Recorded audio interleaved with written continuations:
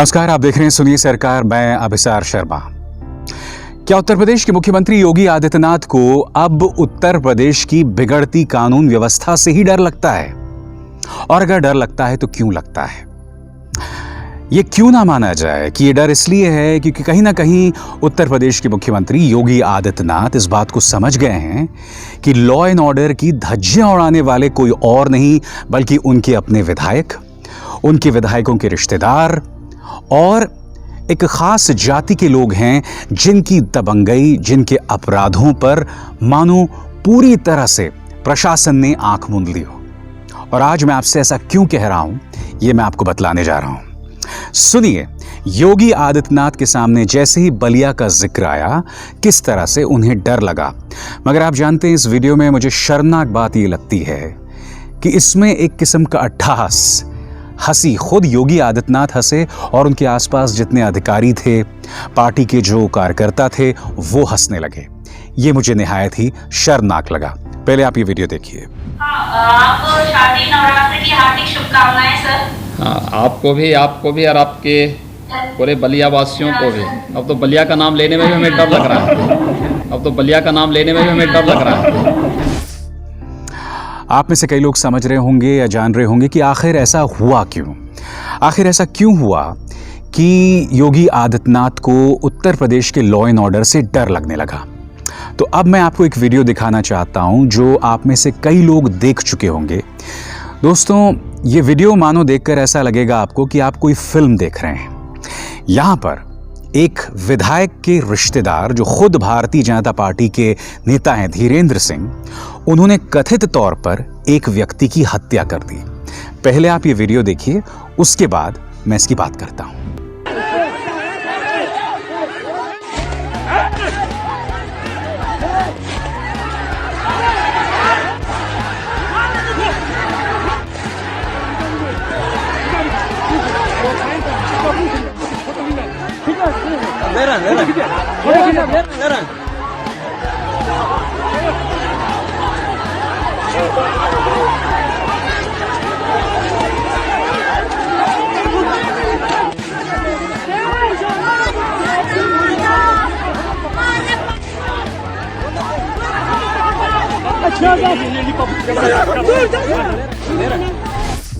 तो देखा आपने, खुले आम गोलीबारी। और अब ये हैं बीजेपी के विधायक सुरेंद्र सिंह जो खुद कह रहे हैं कि ये जो व्यक्ति है धीरेन्द्र सिंह, वो बीजेपी का कार्यकर्ता था। और सुरेंद्र सिंह मिलने पहुंच गए परिवार से, फपक फपक के रोने लगे। और ये कहा उन्होंने, जो कि आज तक की इस खबर के हिसाब से चल रहा है, कि आरोपी क्षत्रिय है इसलिए मैं साथ खड़ा हूं। ये खबर देखिए, भारतीय जनता पार्टी के अध्यक्ष जेपी नड्डा को यूपी बीजेपी के अध्यक्ष स्वतंत्र देव सिंह को चेतावनी देनी पड़ी है कि वो काबू रखें इस शख्स यानी कि बीजेपी एमएलए सुरेंद्र सिंह पर, कि किसी भी सूरत में बलिया में जो गोलीबारी हुई है, कोई भी आरोपी के साथ खड़ा हुआ नजर ना आए। मगर क्या जेपी नड्डा साहब को इस बारे में नहीं सोचना चाहिए कि आखिर पार्टी इस तरह से रसातल में क्यों जा रही है? पार्टी के लिए शर्मिंदा करने वाला यह मंजर क्यों दिखाई दे रहा है कि पार्टी के अपने विधायक अपराधियों के साथ खड़े हुए दिखाई दे रहे हैं? क्या उन्हें इस बारे में नहीं सोचना चाहिए? क्या उन्हें इस बारे में नहीं सोचना चाहिए कि जो पार्टी राम राज्य का वादा करके उत्तर प्रदेश में सत्ता में आई थी, वहां पर 3 सालों में इस कदर हालात बद से बदतर हो गए हैं कि सरकार, प्रशासन जो है वो पीड़ितों के खिलाफ खड़ी नजर आ रही है, चाहे बाराबंकी हो या हाथरस। क्या जेपी नड्डा के पास इस सवाल का जवाब है? खुलेआम भारतीय जनता पार्टी के नेता इस तरह के वाहियात बयान देते हैं। हालांकि मैं जानता हूं कि यूपी बीजेपी के अध्यक्ष ने इन्हें तलब किया है। मुझे नहीं लगता इन पर कोई कार्रवाई होगी, क्योंकि आप जानते हैं कि कुलदीप सिंह सेंगर ने एक लड़की के साथ बलात्कार किया, उसके पूरे परिवार को बर्बाद कर दिया, मगर 2 साल तक इन्होंने पार्टी से उसे नहीं निकाला था। तो मैं नहीं जानता कि सुरेंद्र सिंह जो इससे पहले भी कई विवादास्पद बयान दे चुके हैं, इन पर क्या कार्रवाई होगी। मगर आज हम बात कर रहे हैं कि किस तरह से खुद योगी आदित्यनाथ डरे हुए हैं वहां के लॉ एंड ऑर्डर से। इस मुद्दे पर पत्रकारों का क्या कहना है, ये मैं आपको दिखलाने जा रहा हूं। सबसे पहले देखिए देवेश पांडे जो कि पत्रकार हैं वो क्या कह रहे हैं। बलिया में एसडीएम सीओ के सामने युवक की हत्या, बीजेपी नेता धीरेन्द्र सिंह ने हत्या की, जयप्रकाश पाल की गोली मारकर हत्या, अफसरों के सामने सीने में गोली मार दी, गोली मारकर धीरेन्द्र सिंह मौके से फरार, बलिया के रेवती थाने से दुर्जनपुर में हत्या। देखा आपने, न सिर्फ हत्या की गई बल्कि आसानी से शख्स फरार हो गया। मैं जानता हूं कि धीरेन्द्र सिंह को गिरफ्तार किया गया है और वो भी तब गिरफ्तार किया गया है जब वो मॉर्निंग वॉक के लिए निकले हैं। तो ऐसे में आम इंसान तो डरेगा ही लॉ एंड ऑर्डर से। अब तो ऐसा लगता है कि हमारे मुख्यमंत्री योगी आदित्यनाथ भी डरने लगे हैं, क्योंकि मैं उत्तर प्रदेश का निवासी हूं ना, इसलिए वो मेरे मुख्यमंत्री भी हैं। यही नहीं, पत्रकार रोहिणी सिंह क्या कहती हैं, जनता खड़ी है, एसडीएम साहब खड़े हैं, सीओ साहब खड़े हैं, दोपहर का समय है और भाजपा नेता खुलेआम दनादन फायरिंग करता रहा। जयप्रकाश पाल ने मौके पर ही दम तोड़ दिया। यूपी सरकार में बैठे लेखक अब इसमें अंतर्राष्ट्रीय साजिश खोज लेंगे, अपनी नाकामी पर पर्दा डाल देंगे, पर सुधरेंगे नहीं। आपको याद होगा जब हाथरस का मामला सामने उभर कर आया था तो योगी प्रशासन ने उसे अंतर्राष्ट्रीय साजिश बताया था। जी हाँ, ये बात अलग है कि जब मामला इलाहाबाद हाईकोर्ट के सामने गया तब इनके मुंह से अंतर्राष्ट्रीय साजिश को लेकर एक शब्द नहीं निकला।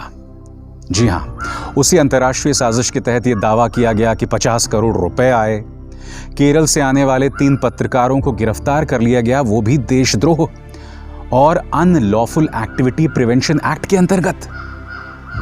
दोस्तों, बलिया इसलिए खतरनाक है क्योंकि खुलेआम भारतीय जनता पार्टी के नेता दबंगई कर रहे हैं, लॉ एंड ऑर्डर की बखिया उधेड़ रहे हैं और इन पर अंकुश पाने वाला कोई नहीं है। और यही वजह है कि आज योगी आदित्यनाथ इस मुद्दे को लेकर काफी नरभसाए दिखते हैं। इस मुद्दे को लेकर क्या कह रही हैं प्रियंका गांधी वाड्रा और अखिलेश यादव, वो मैं आपको बतलाने वाला हूं। सबसे पहले प्रियंका गांधी का ये ट्वीट, बलिया की घटना में बीजेपी सरकार किसके साथ खड़ी है? खबरों के अनुसार अफसरों के सामने हत्या करने के बाद आरोपी पुलिस की गिरफ्त में था, मगर वो फरार हो गया, अभी तक पकड़ा नहीं गया। बीजेपी विधायक खुलकर आरोपी के साथ खड़े हैं। नरेंद्र मोदी, जेपी नड्डा, अमित शाह, क्या आप अपराधी के साथ खड़े हैं, इस विधायक के साथ हैं? यदि नहीं तो अब तक ये बीजेपी में क्यों बना हुआ है? आपने बहुत बड़ी बात कर दी प्रियंका जी। आप जानते हैं कि कुलदीप सिंह सेंगर को निकालने में कितना वक्त लग गया और निकलते निकलते उसने उस पूरे परिवार को बर्बाद कर दिया था। अखिलेश यादव क्या कह रहे हैं, बलिया में सत्ताधारी भाजपा के एक नेता के एसडीएम और सीओ के सामने खुलेआम एक युवक की हत्या कर फरार हो जाने से उत्तर प्रदेश में कानून व्यवस्था का सच सामने आ गया है। अब देखें क्या एनकाउंटर वाली सरकार अपने लोगों की गाड़ी भी पलटती है या नहीं। जी हाँ, क्या वो अपने लोगों की गाड़ी भी पलटती है या नहीं?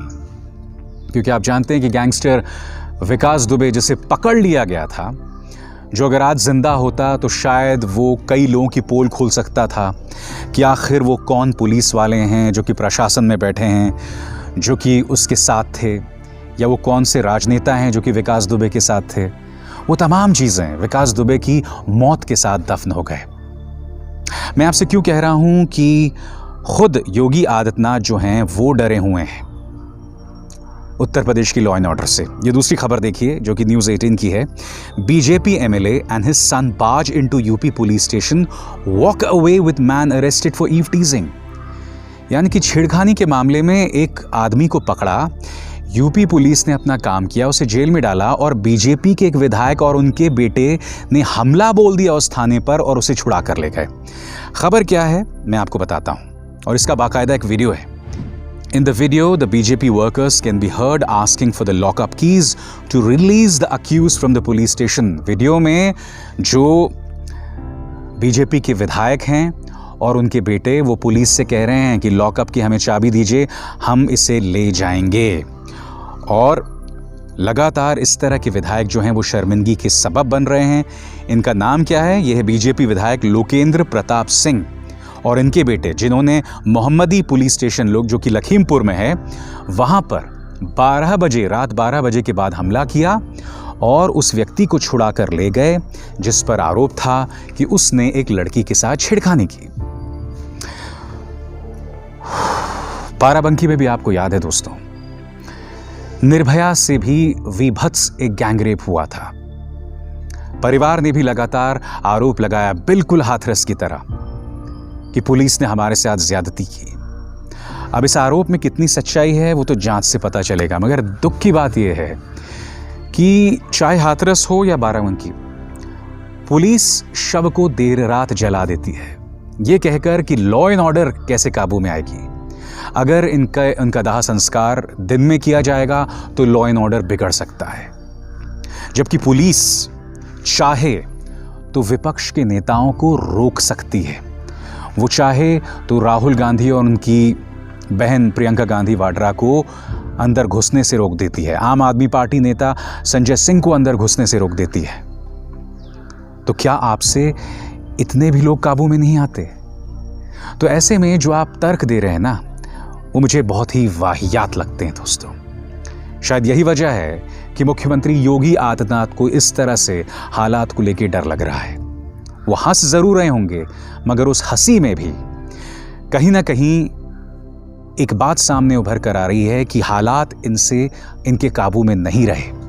यूपी के लॉ एंड ऑर्डर को लेकर हालात इनके काबू में नहीं रहे, उल्टा टारगेट लगातार पीड़ित को किया जा रहा है, उन लोगों को किया जा रहा है जिनके साथ प्रशासन को खड़े रहना चाहिए। इलाहाबाद हाईकोर्ट में जब हाथरस का मामला आया, जो पूरा रवैया था सरकार का, उससे दूध का दूध और पानी का पानी हो गया। इलाहाबाद हाईकोर्ट ने जब एडीजी प्रशांत कुमार से पूछा कि आपके पास क्या सबूत है कि बलात्कार नहीं हुआ, तो खामोश रहे। पूछा कि अगर आपकी बेटी की इस तरह से हत्या हुई होती या मौत हुई होती तो क्या आप देर रात उसका दाह संस्कार कर देते? खामोश रहे। ये तमाम लोग हैं, चाहे प्रशांत कुमार हो, चाहे डीएम हो हाथरस के, ये लोग नगीने हैं इस सरकार के। और योगी जी, आप एक ऐसे व्यक्ति हैं जो धर्म से जुड़े व्यक्ति हैं, महंत हैं, धर्म में आपकी आस्था है। और मैं नहीं भूला हूं आज से कई साल पहले किस तरह से आप रोए थे। वो वीडियो याद है आपको? आप रोए थे। क्यों? क्योंकि उस वक्त की मुलायम सिंह यादव सरकार आप पर दमन कर रही थी। तब आप रो रहे थे कि क्या ये सरकार, क्या ये सदन, लोकसभा मुझे संरक्षण नहीं देगा। सोचिए, आप एक सांसद होकर इतने बेबस महसूस कर रहे थे। आज ऐसे आम इंसान के खिलाफ, ऐसे पीड़ित के खिलाफ आपका पूरा प्रशासन, आपकी पूरी सरकार खड़ी हो जाती है। और शायद ऐसा लग रहा है मुझे, कहीं ना कहीं आपको दिल में ऐसा लग रहा है, इस बात का आभास हो गया है कि आपकी जो लॉ एंड ऑर्डर है और आपके जो अपने लोग हैं वो आपके हाथ से निकल चुके हैं। सोचिएगा इस बारे में। नमस्कार। अब खबरें पाइए सबसे पहले हमारे मोबाइल न्यूज एप्लीकेशन पर। एंड्रॉइड या iOS प्लेटफॉर्म पर जाइए, HW न्यूज नेटवर्क को सर्च कीजिए, डाउनलोड कीजिए और अपनी सुविधानुसार भाषा का चयन कीजिए। खबरों की भीड़ में अपने काम की खबर पाते रहिए।